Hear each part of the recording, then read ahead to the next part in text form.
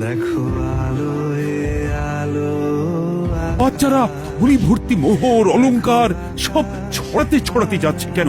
আর গোপালের হাত দুটোই বা ঘাট থেকে বেরিয়ে দুদিকে ঝুলছে কেন?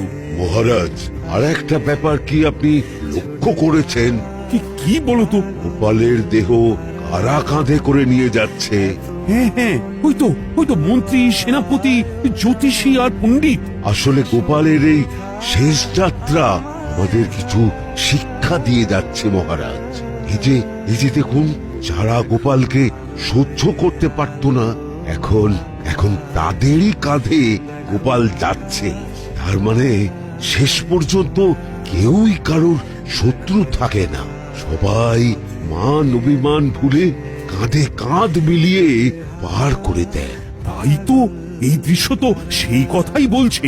আর ওই যে মোহর আর অলংকার ছড়িয়ে যাচ্ছে, সেটাও বুঝিয়ে দেয় যে এই অর্থ, সমৃদ্ধি সবই ফেলে একসময় চলে যেতে হবে।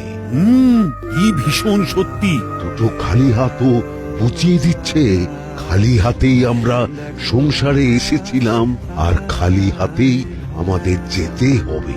ওহ,